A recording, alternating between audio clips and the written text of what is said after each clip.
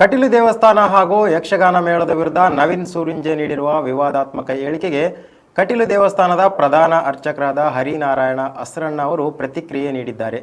ಬ್ರಾಹ್ಮಣರ ಮನೆ ಅಥವಾ ಬೇರೆಯವರ ಮನೆ ಎಂಬ ಕಲ್ಪನೆ ಅದರಲ್ಲಿಲ್ಲ. ಸಸ್ಯಾಹಾರ ಮತ್ತು ಮಾಂಸಾಹಾರ ಮಾತ್ರ ಕಲ್ಪನೆ.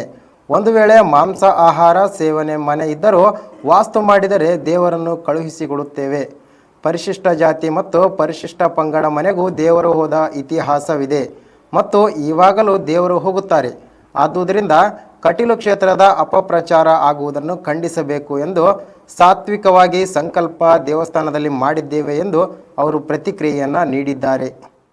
ಶ್ರೀ ಕ್ಷೇತ್ರ ಕಟೀಲಿನ ಯಕ್ಷಗಾನ ಮೇಳಗಳ ದೇವರು ಬ್ರಾಹ್ಮಣರ ಮನೆಗೆ ಮಾತ್ರ ಹೋಗ್ತದೆ, ಉಳಿದವರ ಮನೆಗೆ ಹೋಗುವುದಿಲ್ಲ ಎನ್ನುವಂತಹ ನವೀನ್ ಸೂರಿಂಜೆಯವರ ಆಪಾದನೆಗೆ ಈಗಾಗಲೇ ನಾನು ಸ್ಪಷ್ಟೀಕರಣ ಕೊಟ್ಟಿದ್ದೇನೆ.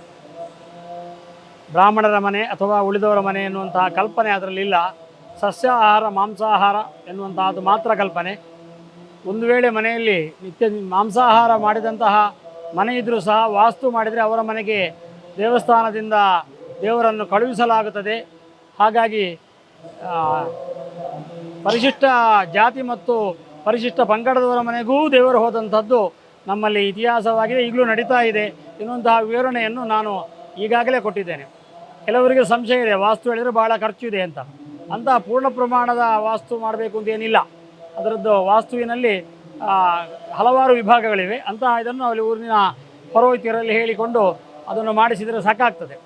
ಆ ದೃಷ್ಟಿಯಿಂದಾಗಿ ಎಲ್ಲರೂ ತಪ್ಪು ತಿಳ್ಕೊಳ್ಬಾರ್ದು. ಯಾಕಂದರೆ ಕಟೀಲು ದೇವಸ್ಥಾನದಲ್ಲಿ 2020ನೇ ಇಸವಿಗೆ ಜಾತಿ ಮತಗಳ ಭೇದ ಇಲ್ಲದೆ ಎಲ್ಲರಿಂದಲೂ ಸರ್ವಮಂಗಲ ಮಾಂಗಲ್ಯೆ ಶಿವೇ ಸರ್ವಾರ್ಥ ಸಾಧಿಕೆ ಶರಣ್ಯೇ ತ್ರ್ಯಂಬಕೆ ಗೌರಿ ನಾರಾಯಣಿ ನಮೋಸ್ತುತೆ ಎನ್ನುವಂತಹ ಮಂತ್ರದ ಕೋಟಿ ಜಪಯಜ್ಞಕ್ಕಾಗಿ ದೇವಸ್ಥಾನದಿಂದ ಮುಂದುವರಿದು ಸುಮಾರು 25 ಕೋಟಿ ಜಪ ಆದದ್ದು ಇಲ್ಲಿಯ ಇತಿಹಾಸ. ಆಮೇಲೆ ಇದಕ್ಕಿಂತ ಮೊದಲು 2007ರಲ್ಲೂ ಅದನ್ನು ಮಾಡಬೇಕು ಅಂತ ಸಂಕಲ್ಪಬದ್ಧರಾಗಿತ್ತು.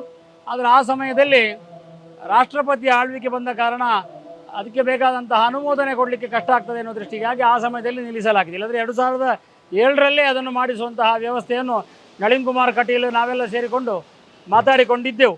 ಹಾಗಾಗಿ ಕಟೀಲ್ನಲ್ಲಿ ಆ ವ್ಯವಸ್ಥೆ ಆ ಒಂದು ವಿಭಾಗ ಎನ್ನುವಂಥದ್ದು ಇಲ್ಲ ಎನ್ನುವಂಥದ್ದನ್ನು ಭಕ್ತಾದಿಗಳಿಗೆ ತಿಳಿಸಬೇಕು ಅಂತ ನಾನು ಈಗಾಗಲೇ ಪ್ರಯತ್ನ ಪಟ್ಟಿದ್ದೇನೆ. ಆದ್ದರಿಂದ ಈ ನಮ್ಮ ಕಟೀಲು ಕ್ಷೇತ್ರದ ಕುರಿತಾಗಿ ಒಂದಷ್ಟು ಅಪಪ್ರಚಾರ ಆಗುವುದನ್ನು ಖಂಡಿಸಬೇಕು.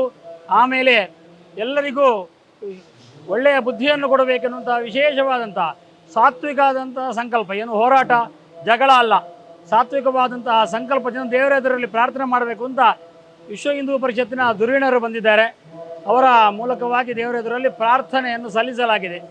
ಯಾದೇವಿ ಸರ್ವಭೂತೇಷು ಬುದ್ಧಿರೂಪೇಣ ಸಂಸ್ಥಿತ ನಮಸ್ತಸ್ಯೈ ನಮಸ್ತಸ್ಯೈ ನಮಸ್ತಸ್ಯೈ ನಮೋ ನಮಃ ಅಂತ ಅವಳನ್ನು ವಿಶೇಷವಾಗಿ ಪ್ರಾರ್ಥಿಸಿದ್ದಾರೆ ದೇವತೆಗಳು.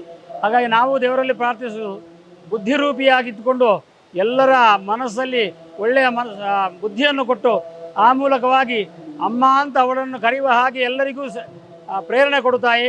ಯಾವುದೇ ರೀತಿಯಾದಂತಹ ಅಪಪ್ರಚಾರಗಳು, ಯಾವುದೇ ರೀತಿಯಾದಂತಹ ಈ ನಾಸ್ತಿಕವಾದ ಬರದ ಹಾಗೆ ನೋಡಿಕೊ ಅಂತ ಹೇಳಿ ದೇವರಲ್ಲಿ ನನ್ನದು ಸಹ ವಿಶೇಷವಾದ ಪ್ರಾರ್ಥನೆ.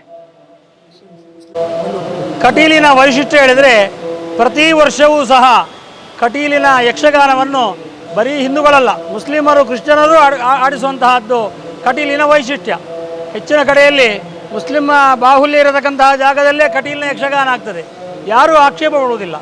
ಅಷ್ಟು ಪವಿತ್ರವಾಗಿ ಕಟೀಲಿನ ಮೇಳದ ಯಕ್ಷಗಾನವನ್ನು ಪ್ರತಿಯೊಬ್ಬರು ಆಡಿಸ್ತಾರೆ ಅಂತಲೂ ಈ ಮೂಲಕ ನಾನು ಹೇಳಲಿಕ್ಕೆ ಇಷ್ಟಪಡ್ತೇನೆ.